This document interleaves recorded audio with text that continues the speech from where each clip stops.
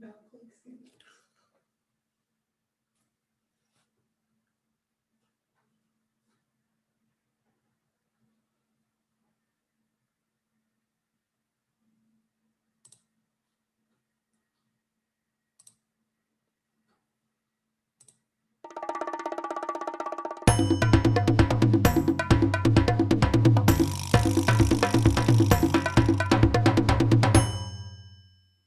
Good evening, everyone. This is the Black Post. This evening, the message will be sent. No matter if you love it, no matter if you hate it, the message will be sent. This evening, we need to understand something. Where do we, as foundational Black Americans, get 500 years from? First, it was 300, then it was 400, now it's 500. That is because, again, another piece of our history has been buried for us not to essentially know who we are, where we come from, and how we was first established in this country. Before 1619, there was 1526. So if you are an American descendant of slaves, if you are a foundational Black American, where one of your parents are descendants of slaves throughout your lineage,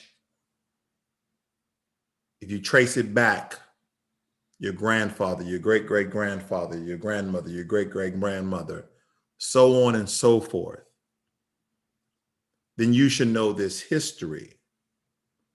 The most popular history that is told is that between 19 and 20 enslaved Africans was brought to Jamestown, Virginia, as the first slaves on this continent. But that is inaccurate, 100% inaccurate. And matter of fact, the first enslaved Africans were brought here in 1526. Now, by the early 1520s, nearly all of the indigenous people in the Spanish colony of Hispaniola were dead. Enslaved Africans were brought into this to replace them in the back-breaking search for gold. See, a lot of these enslaved indigenous people died because of some sort of disease. So they brought enslaved Africans were brought in to replace them in the search for gold.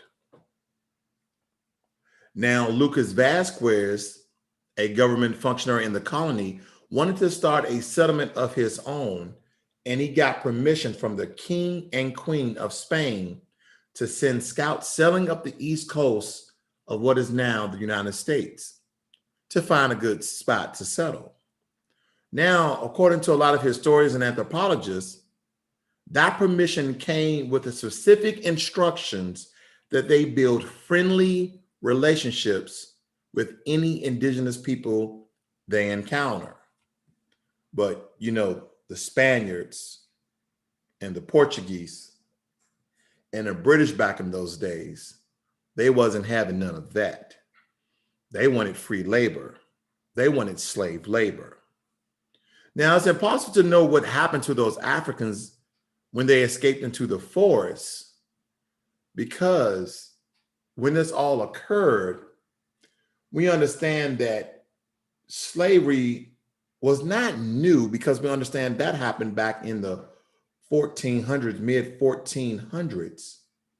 But nonetheless, the first Africans on this land, about 100 of them, about 100 enslaved Africans, that was the first revolt. That was the first form of a revolution of not being enslaved. See, some people might have you to think that we just roly-polied and subjected ourselves to never fight for our freedom. But if you go back through history and time, There have been many massacres and revolutions and revolts all through hundreds of years of being enslaved as a race here in this country. They would like for you to think that we were passive, nonchalant, and submissive to our current conditions of enslaved Africans. But time and time again, you have those Mzungus, you have those white people who love to tell the true history, and also those Black philosophers and educators who dive deep to get you the real facts. Before 1619, there was 1526. Now, what we need to understand, this happened 93 years earlier when Spanish explorers brought 100 slaves with them to a doomed settlement in what today is called South Carolina and Georgia. Now, within weeks of their arrival, those enslaved Africans revolted. Then they vanished. See, not only did they rise up and fight for their freedom, they then vanished. They left, they ran. And the story may have it that they actually got in contact with the indigenous people in the land, which was a Native American tribe called the Chakori. Now, in order to understand the story, it's important to know who brought them there and who else was enslaved. Now and again, we said before that Lucas Vasquez, a government functionary in the colony, he was told to go to the United States. At the time, it was not that, but to settle a colony and to be friendly with the indigenous people they encountered. But you know, those Spanish and Portuguese back in the day, they just love plundering and plunder with free labor. Now, the scouts returned with details of the coastline of what is now South Carolina and Georgia. And something else when they returned, 70 indigenous people they have abducted and enslaved. They took the indigenous people that they encountered. Not only they was not friendly, they enslaved them. Now, Alion was angry. The king was angry. Kidnapping was not exactly a building block of friendship. Still, he did not order their immediate return. Soon the captains all started to die of sorrow and hunger. They were sad that they were actually in capture and enslaved. And they did not eat. They knew exactly what they were doing. They died from being sad, being captured, and being enslaved, and most important, tricked. They died of hunger, for they would not eat, according to most Spanish historians. See, I love when they get the stories correct. But which is very important to note is one of the captains named Francisco. He survived. He quickly picked up Spanish, and Alion grew to like him. Alion brought Francisco to Spain to help convince the king and queen that although the scouting mission had not gone as planned, they should still be allowed to colonize. Well, Francisco told them how amazing the land was, just like Spain, and how welcoming his people, the Chakori, would be.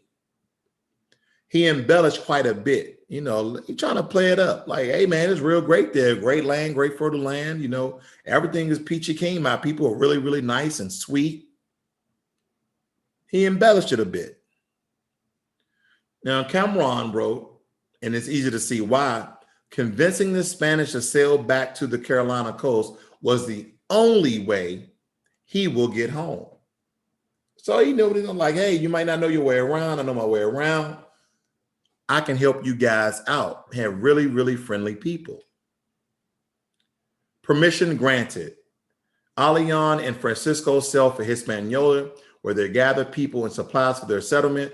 A few months later, likely in early June of 1526, they had 500 colonists, 100 enslaved Africans, plus livestock, plants, and provision packed into three ships. They arrived on August 9th, and immediately they ran into a big problem. When one of their ships sank, they managed to rescue all of the passengers, but lost most of their food.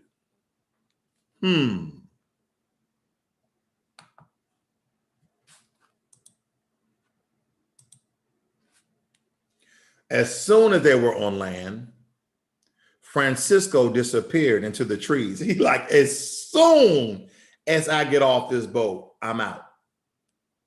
That was Francisco.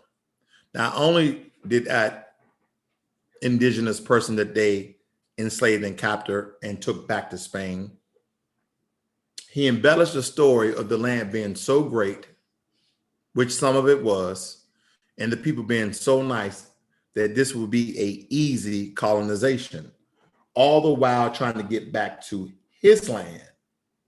So as soon as they were on land, Francisco disappeared into the trees, leaving the colonists no way to communicate with their neighbors. He said, there's no way I'm going to tell you and show you and speak for you with my people. After 70 of us died. The colonists settled further south between South Carolina, between PD River and Georgia Sapio Island, and they named it San Miguel de Gapo and ordered the enslaved Africans to clear the land and start building homes and a church. My foundational Black Americans, we have to understand that we're one of the hardest working groups in the world. And some of you may believe, because of what you see with your eyes and you don't know your history, that there are other groups that are more hardworking than we are and have more talents and skills. But again, it goes back to show you who built all the houses, who cleared all the land. And we're still doing these things today. Maybe not in this country, maybe not in these United States of white supremacy, but anytime I travel to a Black nation, guess who I see building homes, improving roads, and building up infrastructure in their countries? People who bear the same skin tone, people who have some of the same history when it comes to being descendants of enslaved Africans. They look like us. Now, they had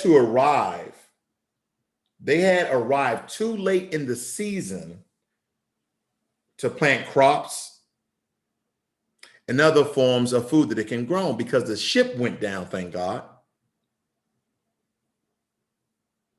However, and with the food supplies destroyed because of the ship, the colonists began to starve.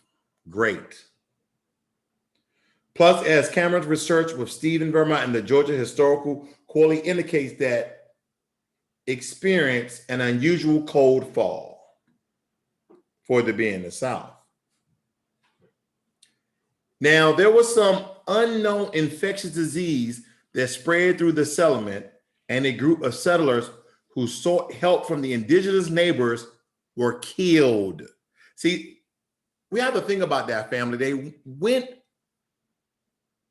to this land after they captured 70 of the indigenous people. And out of those indigenous people, one person survived, who told them how great the land was, how fertile the land was, how great the people were. But soon as he got on land coming back from Spain, he disappeared in the woods. He disappeared in the jungle.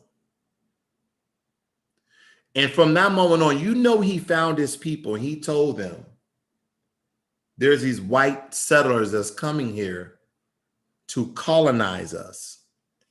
And I'm absolutely sure that he brought with him 100 enslaved Africans, 100 enslaved dark people.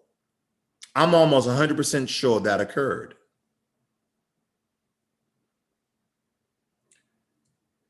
That infectious disease killed a lot of the settlers, and then they went to the indigenous people, the same people they were sought after to colonize. They killed them. I applaud that. Now, within a few months, 350 of the 500 settlers had died. So it was only, 150 of them left? It is known how many of the enslaved people perished. The Spanish did not keep account. There were so many things going on. There was people dying. There was people getting killed. It was cold. So people was not only dying for this infectious disease, but they also died from the cold. There was also dying of malnutrition. Then on October 18th, Elion himself died, the explorer who brought those 70 enslaved indigenous people to Spain. He died. And his chosen successor did not sit well with some of the settlers, and two factions developed. So now out of the 150 or 149, they split because they didn't agree with this new person who was now his successor that they didn't agree with. Then the Spanish, they said, it happened that some of the Negro slaves independently set fire to the houses that they actually built that the white settlers were living in. They burnt these houses to kill these white settlers, and also in the heat of the night, these houses were burning and burning them alive. They managed to escape. The reason why I love this story, because it goes back deeper from 1619, of a time where when the first enslaved Africans was brought to this land, it shows you the resiliency.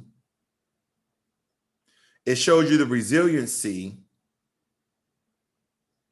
and how at any time when we are unified, we will revolt. Because during this time, there is no history, there is no evidence of a Sambo or Coon.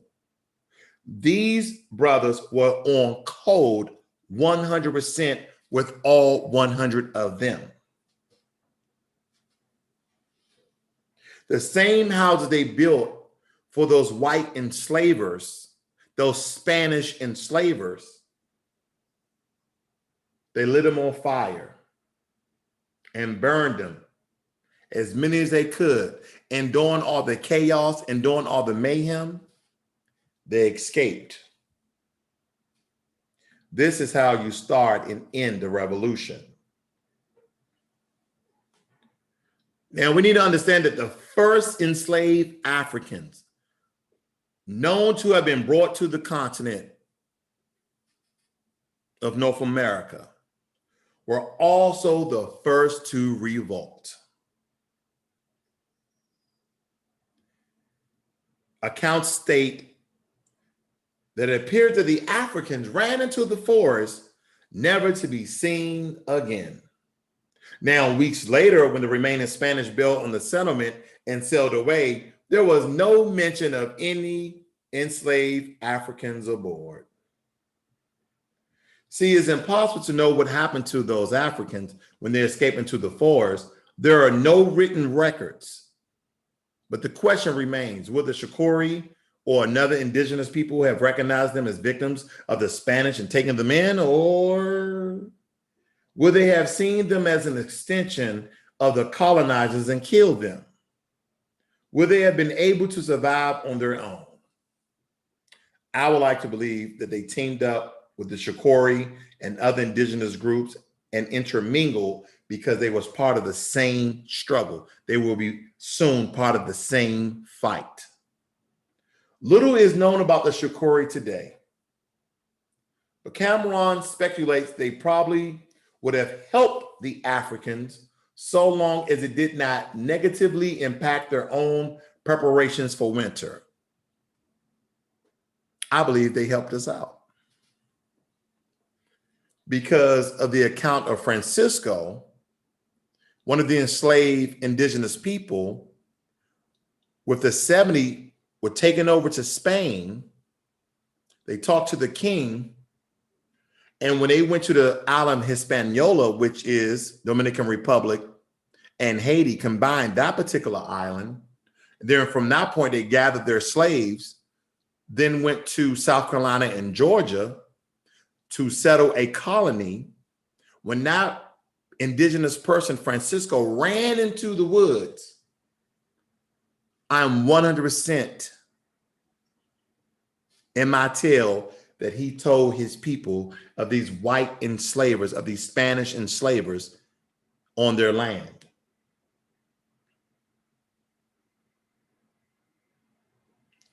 What is also possible is that some of the Africans traveled south as winter approached. And the reason why that's a big thing, because Africans knew about the movement of the moon and stars and will have known that the weather would be warmer farther south. Now, legends about Black Indians, triracial isolated groups, and maroon communities abound in the southeastern United States. The Lumbee of the North Carolina summarize they are descended from Native Americans who intermarried with white settlers and freed African slaves. The brass ankles of South Carolina are believed to come from intermarried runaway African slaves, white indentured servants, and Native Americans. Although this is just a theory, they were classified as free people of color. And this was all before the Civil War. I wonder if some of those ancestors were part of those 100 enslaved Africans or part of the Shakori and other indigenous people of the land. 1526, 93 years before 1619, family. That is the first time enslaved Africans that was reported on this land as slaves. Not the first Black people on this land, but the first enslaved Black people on this land. And even then, they revolted. Only weeks after they built those houses and structures, they lit those houses on fire and they fought for their freedom. I want you guys to understand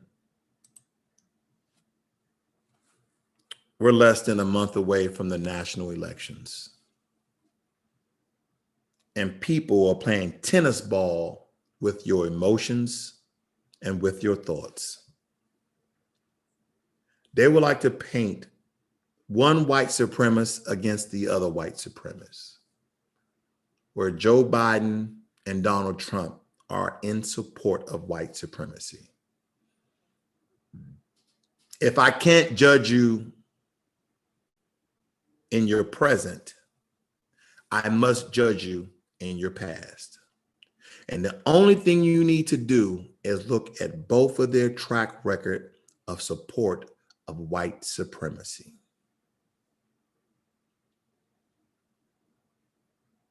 I don't understand the infatuation with Joe Biden, where we are failed to do our research and we're failed to look beyond today Anytime else, we look at the history of a man. The history of a man tells you who he is. His works, his deeds tell you who he is.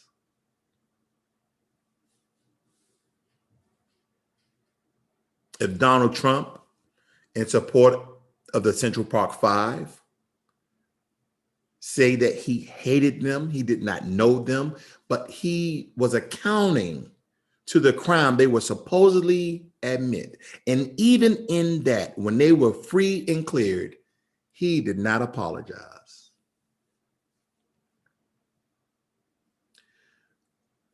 When he was discriminatory against blacks living in his rental properties, the list goes on and on and on.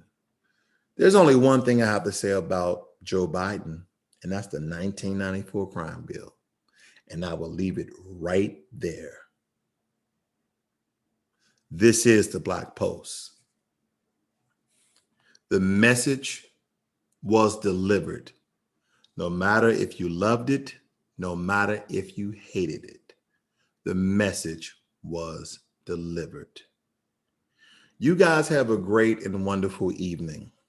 But let me leave you with this. You may be a stone cold Republican or a stone cold Democrat, but before you're either one of them, your ass is black.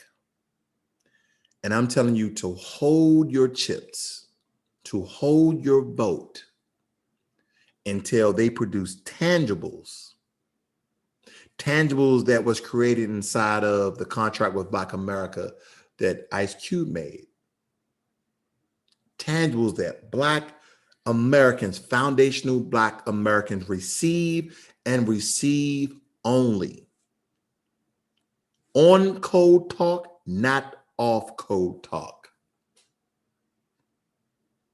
When these Democrats and Republicans start to offer us platinum plans and lift every voice plans and put minorities and people of color and everybody and all Americans, just know that does not include you. Because at the end of the day, any tangibles are always dispersed and Black people are left with the crumbs. Have a good night.